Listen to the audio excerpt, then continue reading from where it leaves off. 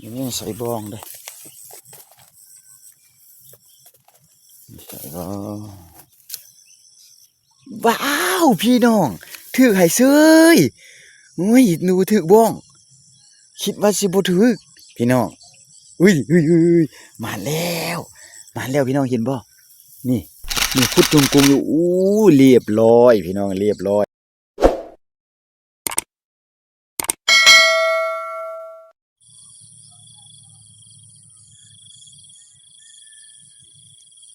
ทักทายสบายดีตอนเช้าพี่น้องที่เข้ามาเบิ่งและติดตามรับชมจนจบคลิปเบาจันเมื่อนี้เบาจันพาพี่น้องไปยามบ้องหนูกับหนูพี่น้องใส่ไว้เพราะว่าหากเปิดสักครั้งแรกเราหากันเริ่มใส่ซื้อแล้วพี่น้องแต่เข้ากันแถวนี้เขาเกี่ยวหมดละแต่แถวนั้นยังบ่เกี่ยวเพราะแถวนั้นยังบ่ยังเกี่ยวแล้วก็ใส่อยู่แถวนี้นะทั้งหน้านี่แล้วก็จะย่างไปพู้นพี่น้องจะพาพี่น้องไปเบิ่งไปท่านบ่ถือกับบ่จังก็ใส่ไว้คือเก่าเด้อจะใส่ไว้คือเก่าได้พี่น้องใส่ปะเลยหั่นนะจักจะได้กินหนูน้ำเขาบ่ได้กินน้ำเนื้อเขาก็พาพี่น้องไปยามแดดขึ้นสูงละพี่น้องเบิ่งไหมแดดน่ะโอ้ช่วงนี้บรรยากาศก็ดีเด้อจะมาน้ำเขาอยู่บ่น้อคันประมาณก็ใส่ต่อปะไว้คือเก่าเด้อจักใส่แล้วบ่ใส่โดนแล้วก็มักลงมักลืมนะพี่น้องมักลงบอนไซเว้ยอ๋ออยู่นี่บ่ใส่ได้บ่จื้อซะบ้านบอนตัวเองใส่ก็ได้แต่ไปอยู่นี่จื้ออยู่ใส่บ้องอยู่นี่นะเบิ่งเด้อจะมีตัวคาอยู่บ่คาตินี่เห็นแล้วนี่บ่ลันดอกจักมันหนูหยังบ่ฮู้ อยู่นี่นี่เบิ่งอยู่นี่ก่อนเบิ่งไปเถือกบ่เถือกอยู่นี่ใส่กลับอยู่นี่ไงลันบ่อ๋อบ่ลันพี่น้องอันนี้เป็นกระปะไว้คือเก่าเด้ออันนี้เป็นเหยื่อขี้ใต้นะพี่น้องเหยื่อขี้ใต้ไปกลับหลังหนึ่งบ้องหลังหนึ่งแล้วเลยยามมาไปอยู่นี่เลยอยู่นี่ก็ใส่อยู่ใส่บ้องได้บ่นี่นะบ่มีตัวนี่นะห้อยหนูนะห้อยหนูเก่าๆล่ะพี่น้อง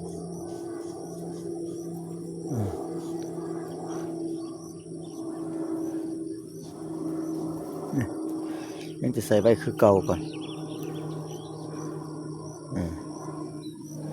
ยังอยู่บ้องนี่นะ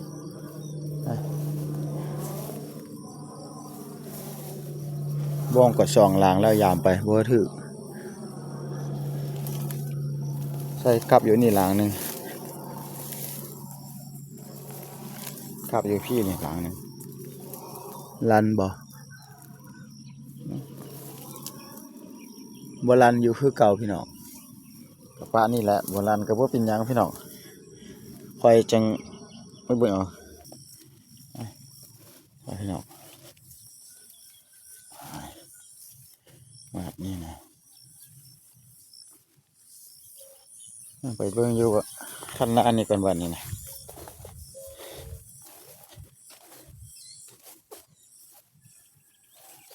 อย่างนี้ใส่บองเลยใส่บองว้าวพี่น้องถือไห่เซยโอ้ยหนูถือบ้องคิดว่าสิบ่ถือพี่น้องอุ้ยมาแล้วพี่น้องเห็นบ่นี่คุดจุงกุงอยู่อู้เรียบร้อยพี่น้องเรียบร้อยตัวแรกแห้งมันได้กินย้อนพี่น้องได้กินย้อนได้ปิ้งได้ปุ่นแล้วพี่น้องเอ้ยพี่น้องเอ้ยมันพันหญ้าพี่น้องเอ้ยมันตายนี่มันตายพี่น้องนี่ได้ปิ้งแล้วพี่น้อง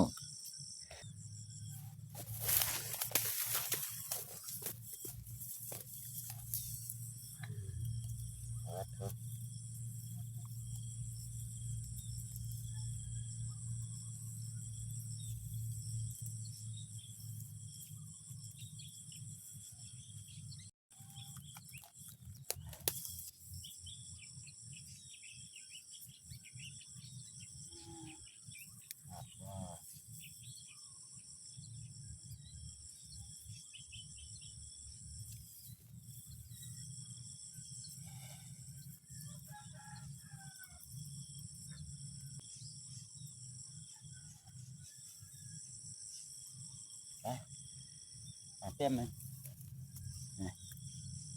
เต็มจุบเลย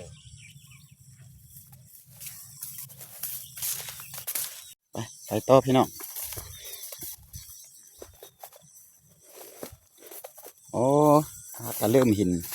หน้าหนูช่องล่างได้ใส่ไว้นี่ล่างนะนี่บ่มีตุ่มนะบ่นี่นะมีตุ่มพี่น้อง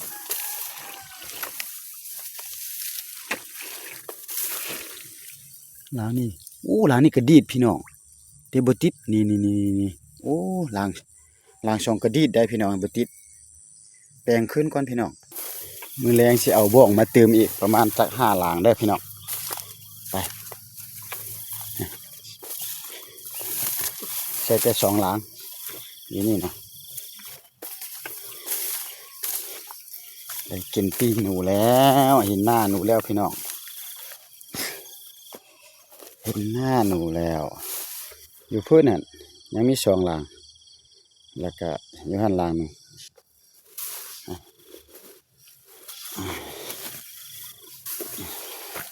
บ้องยามใน4ล่างแล้วบ้องยังมีบ้อง2ล่างอยู่หันล่างหนึ่ง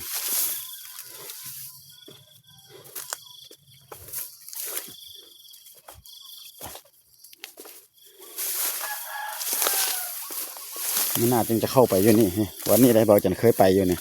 แต่ว่าหน้าตัวนี้ยังเขายังบ่ทันเกี่ยวยังหกดีพี่น้องต้นมะกอกก็มีพี่น้องปีกายกับพ่อได้เฮ็ดเจียวอยู่เลยแต่ปีนี้เขายังบ่เกี่ยวเข้าเลยนี่พี่น้องไป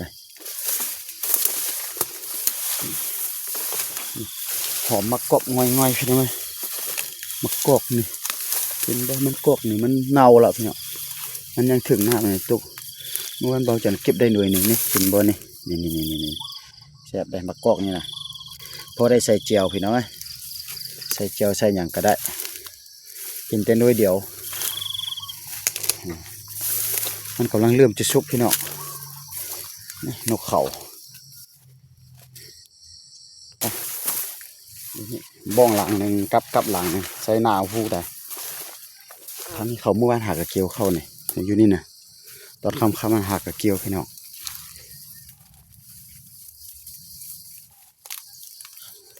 อยู่นี่นะว่าจันใส่ไว้อยู่นี่นะ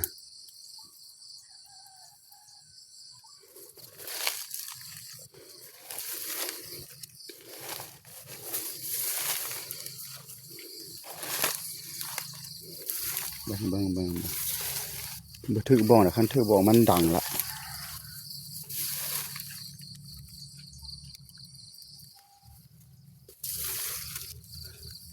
โอ้ยกับดีดอยู่บ่ถือพี่น้องกับดีดอยู่บ่ถือเสียดายพี่น้องนี่หน้าปากหูนี่กับตินอยู่เดี๋ยวบ่ถือ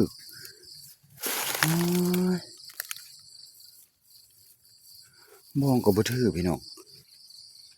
เสียดายจะใส่ไปอีกเด้อนี่กับเขาตินอยู่ใส่อีกก้อนพี่น้องเลาะไปในกลางนี่พี่น้องในกลางนี่มีหลังนึง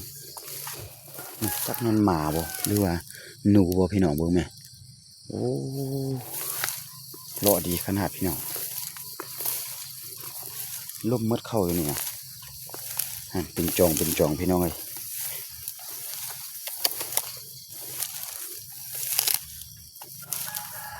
หน้าล็อกนี่เขาบ่มาทางพี่น้องเอาจังใส่จุพุ่นนะ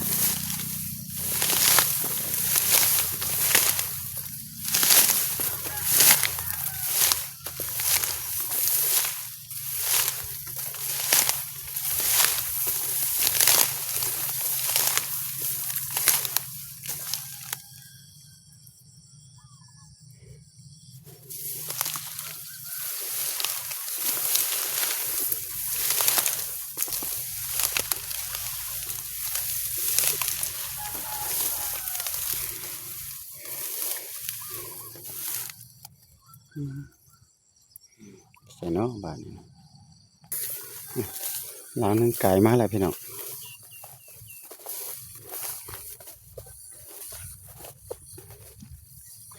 เบิ่งอันนี้ก่อนมีหลังหนึ่งมีกับสองหลังบนน่ะ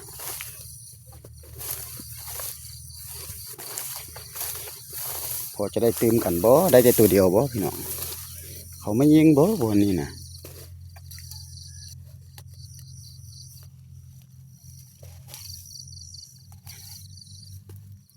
โอ้โบราณยังอยู่คือเก่าอยู่สิใต้เฮาอยู่นี่หลังหนึงพี่น้องหลังนี้ก็โบราณที่แม่นเขายิงบ่ฮู้ว่านี่น่ะบางเทอเมื่อวานได้ยินนะเขายังมีเสียงปืนตึ้มซั่นน่ะยังบ่เห็นกับหลังหนึงพี่น้องวันนี้ก็บ่จันหาแล้วมีใส่เนาะเป็นมันอยู่แถวนี้บ่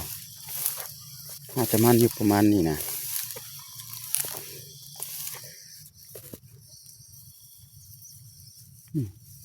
ห้อยหนูห้อยหยังกับหลังหนึงบ่เห็นเลยพี่น้องเอ้ยจงหนูนี่นะ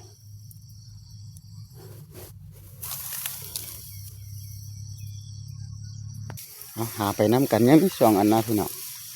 บ้องอันหนึงกับอันหนึงนะบัวมันมีบัวนี่ก็ว่าสิใส่ก็บ่ได้ใส่นี่หนูกัดเข้าอ่ะอยู่ลมนี่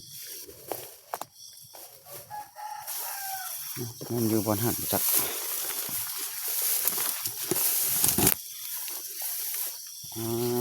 ป่าบักโคหกพี่น้องเลยสุดยอดอยู่นี่บ่โอ้อยู่นี่นี่กับพันโบราณพี่น้องอยู่นี่นี่เก็บก่อนโบราณดอกเราจะง่ายกลับก่อนง่ายกลับจะไปใส่อยู่เทิงหันนี่กลับนี่นะอันหนึ่งแต่เดี๋ยวนี้เราจะลงบ่วงอันหนึ่งนะพี่น้องลงอยู่ใส่บุหุนี่มีอันหนึ่งลงบ่วงนะทั้งหมด6 หลังกลับ6 หลังเด้เดี๋ยวนี้ไปเห็นหลังหนึ่งนะไปจื้ออยู่บนแต่จัก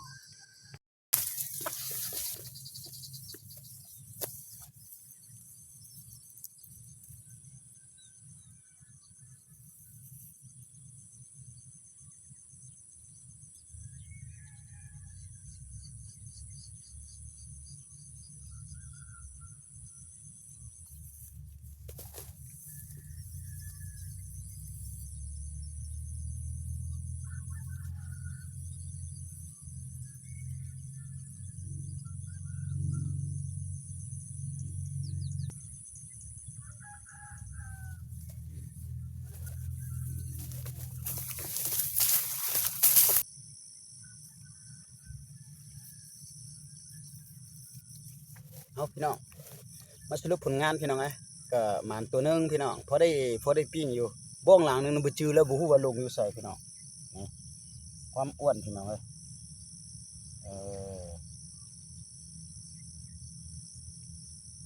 ความอ้วนพี่น้องมันตัวนึงพี่น้องประมาณนี้แหละนี่เนาะพี่น้องมันตัวนึง ก็พอได้อยู่ได้กินพี่น้องไงพอได้ปิ้งพอได้อ้อมอยู่เอาพอกันคลิปต่อไปพี่น้องแล้วก็มื้อแรงอันจะเอาบ้องละมาลงอีกก่อนพี่น้องยังมีหอยอยู่แต่เมื่อวานก็เอามาลงแต่น้อยเดียว6 หลังบ้อง6กับก็6แต่ว่ามื้อนี้บ้องบ่จื้อหลังนึงแล้วมันอยู่ใส่บ่ลงบอนเลยพี่น้องเอ้าคลิปนี้ก็อำลาพระเจ้าไว้ก่อนฝากติดตามให้เด้อฝากกระดิ่งแจ้งเตือนเลื่อนไปเลื่อนมากก็เบิ่งให้คลิปของเบาจันให้จนจบได้พี่น้องไงเนาะขอบคุณ